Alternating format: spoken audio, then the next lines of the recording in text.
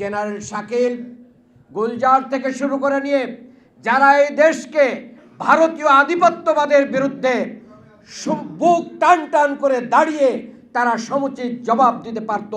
মূলত শেখ হাসিনাকে ৪১ সাল পর্যন্ত ক্ষমতায় দীর্ঘায়িত করার জন্য এই বিডিআরের হত্যাকাণ্ড ঘটানো হয়েছিল। আল্লাহ সুবহানাহু ওয়া তাআলা বলেছেন, ওয়ালা তাকুলু লিমান ইউকতালু ফি সাবিলিল্লাহি আমওয়াত বাল আহইয়াউ ওয়ালাকিন লা তাশউরুন। বাংলাদেশ জামাত ইসলামী ঢাকা মহানগরী দক্ষিণ কর্তৃক আয়োজিত আমাদের দেশপ্রেমিক সেনা অফিসার হত্যার বিচার দাবিতে আজকের এই আলোচনা সভার সম্মানিত সভাপতি, মহানগরীর সম্মানিত আমির, কেন্দ্রীয় নির্বাহী পরিষদ সদস্য জনতা জনাব নুরুল ইসলাম বুলবুল, আমাদের মাঝে উপস্থিত রয়েছেন অবিভক্ত ঢাকা মহানগরীর সম্মানিত আমির, বাংলাদেশ জামাত ইসলামের কেন্দ্রীয় নির্বাহী পরিষদ সদস্য, কেন্দ্রীয় সহকারী সেক্রেটারি জেনারেল জননেতা রফিকুল ইসলাম খান, মহানগরীর সম্মানিত নায়েবে আমির, মহানগরীর সম্মানিত সেক্রেটারি, মহানগরীর নেতৃবৃন্দ, সাংবাদিক বন্ধুরা, সমবেত উপস্থিতি, আসসালামু আলাইকুম ওয়া রাহমাতুল্লাহি তাআলা ওয়া বারাকাতুহু। আমরা যারা 2009 সালের 25 ফেব্রুয়ারি অফিসে সেদিন কর্মরত ছিলাম, আমার মনে আছে আমি ক্লাসের ভিতরে ছিলাম, ইউনিভার্সিটিতে ক্লাস নিচ্ছিলাম। হঠাৎ গুলির শব্দ শুনে আমরা বের হয়ে এসেছিলাম। আমরা প্রথমে মনে করেছিলাম কোনো একটা অঘটন, কিন্তু আমরা বুঝতে পেরেছি এটা কোনো অঘটন ছিল না, এটা একটা পরিকল্পিত হত্যাকাণ্ড ছিল। কেন এই পিলখানার হত্যাকাণ্ড হয়েছিল? আপনারা যদি 2001 সালের 15 এবং 16 এপ্রিল এবং 18 এপ্রিল রৌমারীতে এবং 15-16 এপ্রিল সিলেটের পদুয়ায় যে ঘটনাটা ঘটেছিল, আমাদের বিডিআর জওয়ানরা চৌকস সেনা বাহিনীর কমান্ডারদের নেতৃত্বে ভারতীয় বাহিনীকে যে জবাব দিয়েছিল, সেই জবাবের প্রত্যুত্তর দেওয়ার জন্য তারা ঘাপটি মরে বসেছিল, যার কারণে পরিকল্পিতভাবে ফ্যাসিস্ট শেখ হাসিনার সরকারের উপরে ভর করে তারা পিলখানায় সেদিন হত্যাযজ্ঞ চালিয়েছিল। তার কি প্রমাণ? এই ঘটনা ঘটার সাথে সাথেই নিজের একটি সাদা শার্ট উঁচু করে জাহাঙ্গীর কবির নানক সাহেব বিডিআরের গেট দিয়ে প্রবেশ কিভাবে করতে পারলেন, এটা জাতি জানা। মির্জা আজম, শেখ সেলিম সহ যারা এই হত্যাকাণ্ডের সাথে জড়িত ছিলেন তাদের নাম বিভিন্ন জায়গায় এসেছে। কেন সেদিন দেশপ্রেমিক সেনাবাহিনীকে এই অপারেশনে নামতে দেওয়া হয় নাই? তারা ওয়েট করতেছিল তাদের সমস্ত প্রস্তুতি নিয়ে। কেন তাদেরকে সেদিন ঠেকিয়ে দেওয়া হয়েছিল? কেন আবার সেখানে আলোচনার সূত্রপাত করা হয়েছিল? এটা জাতি জানতে চায়। আমরা এখনো জানতে পারিনি। সেই সমস্ত রিপোর্ট শেখ হাসিনার সরকার তো করেই নাই।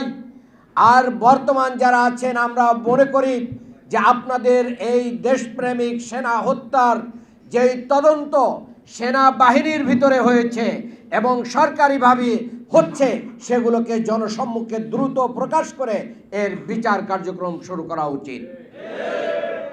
এটা নিছক কোনো ডাল ভাতের কর্মসূচির জন্য হত্যাকাণ্ড হতে পারে না। এটা একটি জিনিসকে ধামাচাপা দেওয়ার জন্য এটা বলা হয়েছে। তারা বাংলাদেশ থেকে ইসলামপন্থী ডানপন্থী শক্তিকে চিরতরে নিশ্চিহ্ন করে দেওয়ার জন্য 57 জন সেনা অফিসার যারা ডানপন্থী ছিল, পরিকল্পিতভাবে বিডিআরের দরবার হলে নিয়ে তাদেরকে তারা হত্যা করেছে।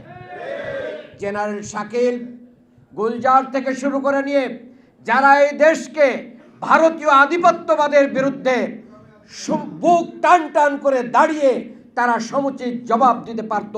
মূলত শেখ হাসিনাকে ৪১ সাল পর্যন্ত ক্ষমতায় দীর্ঘায়িত করার জন্য এই বিডিআরের হত্যাকাণ্ড ঘটানো হয়েছিল। আমরা এর জবাব চাই, এর বিচার চাই এবং ইন্টারন্যাশনালি আমরা জাতিসংঘকেও বলতে চাই, বাংলাদেশের ভিতরে ঢুকে কারা সেদিন সেই সেনাবাহিনীর কে হত্যা করার জন্য ভারতীয় বাহিনীকে বিডিআরের গাড়িতে নিয়ে এসেছিল এবং ২৬ তারিখে দুবাইগামী ফ্লাইট ২ ঘন্টা বিলম্ব করে কাদেরকে পার করে দেওয়া হয়েছিল, এইগুলো জাতি জানতে চায়। এটার মাধ্যম দিয়ে আমরা বাংলাদেশে ন্যায় বিচার প্রতিষ্ঠার মাধ্যম দিয়ে দেশপ্রেমিক সেনাবাহিনীর বর্তমান নওজওয়ানদেরকে আমরা আহ্বান জানাতে চাই, আপনাদের বুকের রক্তক্ষরণ, এই জাতির রক্তক্ষরণ হয়েছে। আমরা দেশপ্রেমিক সেনাবাহিনীর এই হত্যাকাণ্ডের জন্য জামাত ইসলামী সবসময় আমরা এর বিচার চেয়ে এসেছি, আমরা এখন এর বিচার চাই।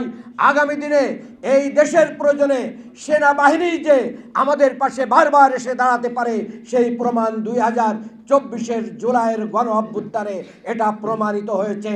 কাজেই সেনা জনতা ভাই ভাই আমরা কাঁধে কাঁধ মিলিয়ে আগামীর বাংলাদেশ গড়াই, সমস্ত ফ্যাসিস্টদেরকে উতরিয়ে এই বাংলাদেশকে সোনার বাংলাদেশে আমরা পরিণত করব, সেই আহ্বান রেখে আমার বক্তব্য শেষ করছি। বাংলাদেশ জিন্দাবাদ, বাংলাদেশ জামাত ইসলামী জিন্দাবাদ। নিবন্ধকার এবং উপস্থিত আপনারা সকলেই আসসালামু আলাইকুম। আজকের এই অনুষ্ঠান সম্পূর্ণ এক ভিন্ন প্রেক্ষাপটে নতুন এক বাংলাদেশে এটা আলোচিত হচ্ছে, উদযাপিত হচ্ছে।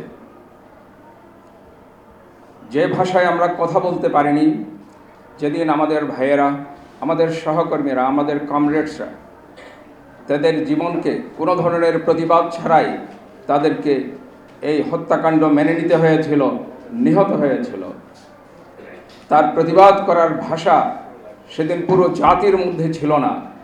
তথাপিও সামরিক বাহিনীর কিছু অকুতোবাইশ অফিসার সেদিনও এর প্রতিবাদ করেছিল এবং এর প্রতিকার করার জন্য তারা রওনাও দিয়েছিল। কিন্তু ভারতীয় চক্রান্তে প্রধানমন্ত্রীত্বের আবরণে শেখ হাসিনা যদি রয়ের ভূমিকায় অবতীর্ণ হয়, তাদের সেনাবাহিনী পাঠানোর তো কোনো প্রয়োজন নেই। সেরকম একটা ভূমিকায় যখন তিনি অবতীর্ণ হলেন, আমাদের মইনি আহমেদ তাতে যোগ দিলেন। তারা সম্মিলিতভাবে এই হত্যাকাণ্ড ঘটিয়েছে, এতে কোনো সন্দেহ নেই।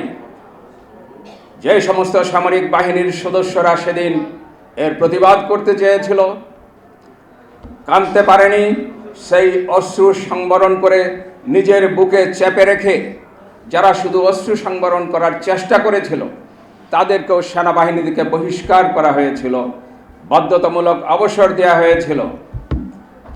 কিন্তু তারা বুঝতে পারেনি সেদিনের সেই হত্যাকাণ্ড তাদের জন্য চিরদিনের জন্য তাদের মরণ ঘটিয়ে দেবে।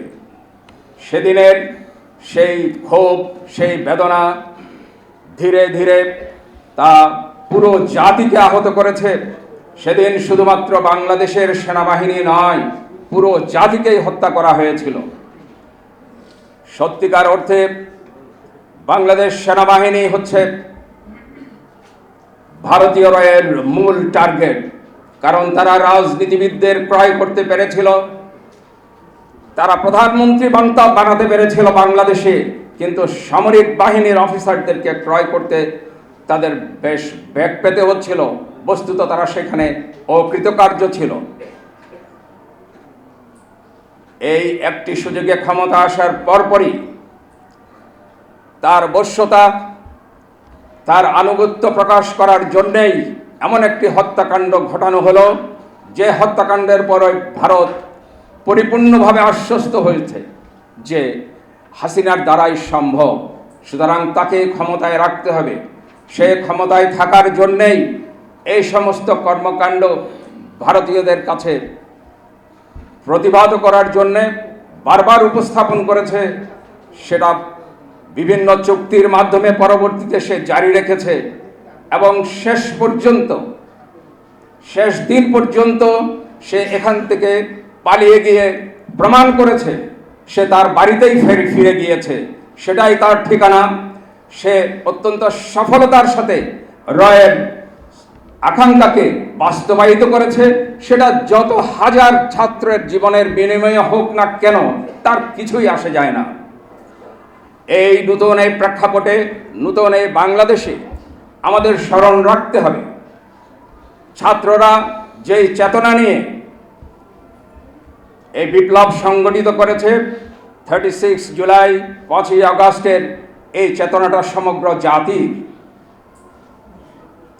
আমরা বলবো, যখন অনেক ধরনের প্রচেষ্টা তাকে উৎখাত করার জন্য, তাকে ক্ষমতা থেকে বের করে দেওয়ার জন্য পরদিন থেকেই কিন্তু এই প্রচেষ্টা শুরু হয়। রাজনৈতিক দলগুলো এটা পারেনি, এটা হয়তো পুরোপুরি সঠিক নয়, তারা চেষ্টা করেছে, কিন্তু তাদের মধ্যেও রয়ের এজেন্ট ছিল বলেই হয়তো এতদিন সময় লেগেছে। বাট কিন্তু শত প্রচেষ্টার পরেও ছাত্রদের এই চেতনাকে, ছাত্রদের এই বিপ্লবী ভাবধারাকে নস্যাৎ করতে পারেনি শেষ পর্যন্ত, হাজারো প্রাণের বিনিময়েও। আজকের এই প্রেক্ষাপটে আমাদের স্মরণ রাখতে হবে, এই চেতনাকে আমাদের লালন করতে হবে প্রচণ্ডভাবে, যাতে এই চেতনা আমাদের জাতির শেষ দিন পর্যন্ত বজায় রাখে। আমরা কারো বশ্যতা স্বীকার করি না, আমরা স্বাধীন চেতা, আমাদের স্বাধীনতা সার্বভৌমত্ব শুধু আর্মি নয়, ছাত্র জনতা সামরিক বাহিনী সম্মিলিতভাবেই আমরা আমাদের স্বাধীনতা রক্ষা করব ইনশাআল্লাহ। আল্লাহ হাফেজ। বাংলাদেশ জিন্দাবাদ।